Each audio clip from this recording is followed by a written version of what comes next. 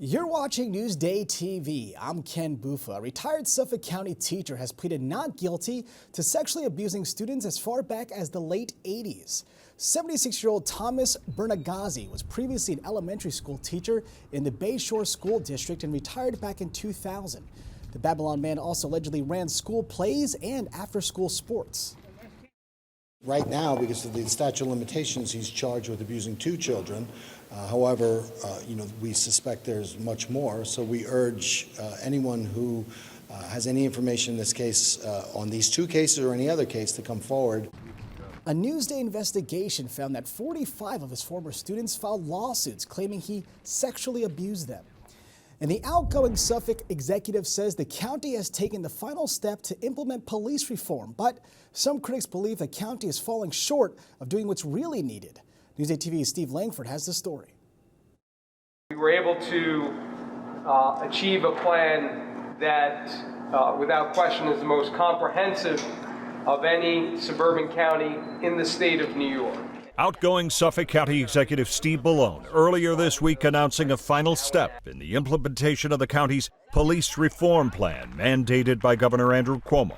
We delivered landmark initiatives that focus on transparency, modernizing and professionalizing our police department, and most importantly, rebuilding and maintaining trust within our communities. Bellone announcing the launch of community advisory boards for each of the police department's 7 precincts, part of reforms to ensure equity, justice, and fairness in policing in Suffolk County. Suffolk County is already acting like police reform has been completed, when in reality, the truth is that it's barely begun.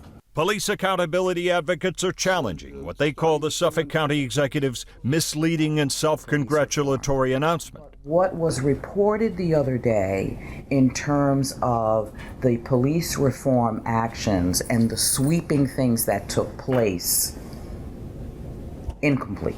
The U.S. Attorney's Office in Brooklyn wrote a letter to these civil rights groups in February of this year, noting, among other issues, a settlement agreement with the Suffolk County Police Department.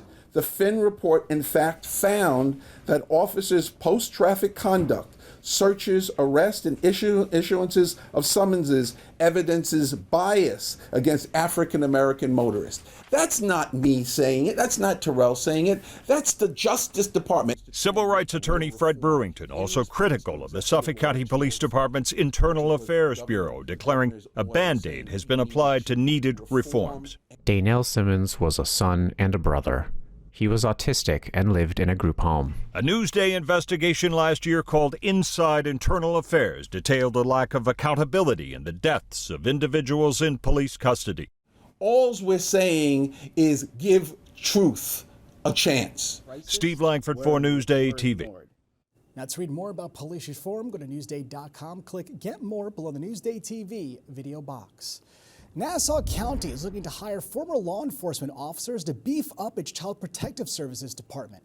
County Executive Bruce Blakeman made the announcement today. Now, the county plans to hire 13 former officers to serve as part-time caseworkers. We don't want any children to fall between the cracks, so that's our motive for being proactive. In addition, we don't want to burn out our caseworkers. We want to make sure that our caseworkers have a caseload that is manageable. Nassau has 38 vacancies for caseworkers. The county wants retired law enforcement officers who are interested to apply for the jobs. And turns out a family feud triggered a brawl on Sunrise Highway, and the whole thing was caught on camera. Suffolk police say a Huntington Station man and his sons got into a fight with a distant relative after one of their vehicles rammed another, causing it to flip on its side. Now, this happened yesterday at North Lindenhurst. Authorities say some of the men were swinging axe handles during the fight. 3 people were arrested. 2 of them were arraigned today. And a quick-thinking off-duty cop saved a family from a house fire in Seaford. Manhattan Court Officer Lieutenant Brendan Mullaney says he was returning to his home on Parkview Avenue last night when he spotted a fire between his neighbor's home and their car.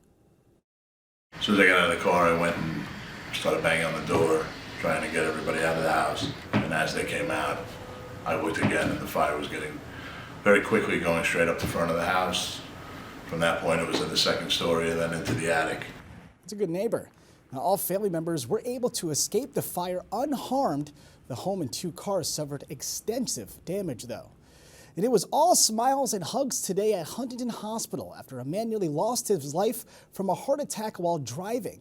63-year-old retired electrician Peter Skura was driving with his wife in Blue Point last September when he had a heart attack behind the wheel. Now from there, Good Samaritans rushed to the Huntington man's aid on the side of the road.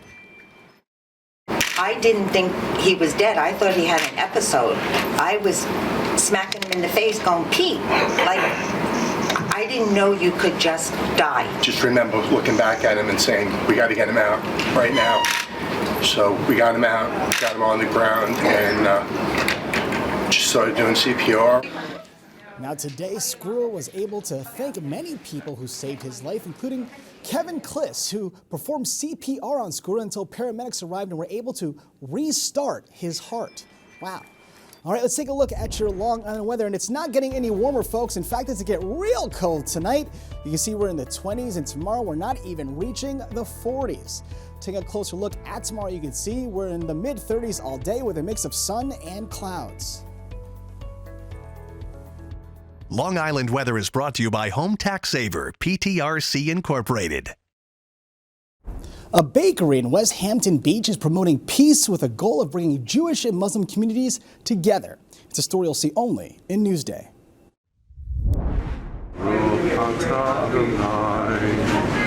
Hanukkah is the festival of miracles, and we're coming together on the last night of Hanukkah to radiate this miracle of light.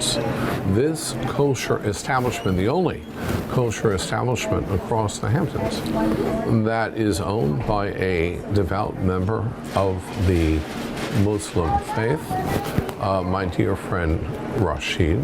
My goal is to get both communities together under one roof and share what all is common. With all the unrest in Middle East, we are always pushing for peace. We have had a few meetings over here promoting the peace. In order for us to accomplish that, we brought in students from the Jewish community and students from the Muslim community, and we engaged into conversations. We pray that on this, the last night of Hanukkah, that we can radiate the light of this miracle, the light of understanding and caring that will enable us to truly see each other.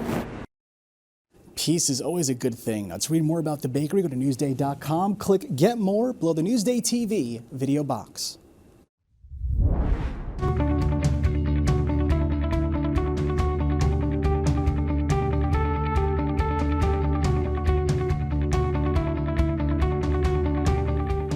A Taylor Swift-themed light show is drawing crowds to Oceanside for a good cause.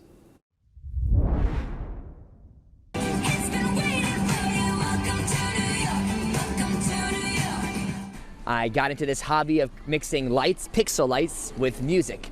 And I worked thousands of hours to build all these props, the light bulbs, the 25-foot tree, the dreidels, the menorah, thousands of hours to code the music to the lights, and that's how the show came to be.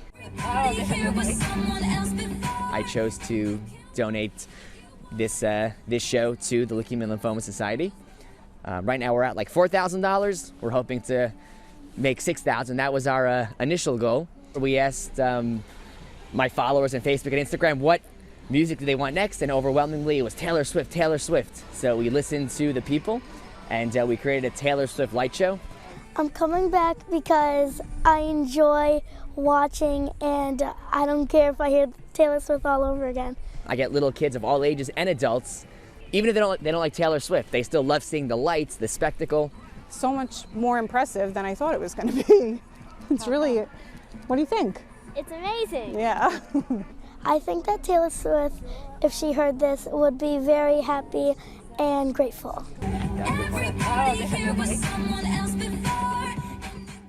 It looks like a party to me. Now, to read more about the local lights, go to Newsday.com. Click Get More below the Newsday TV video box. What's Up on Long Island is brought to you by PC Richard & Son.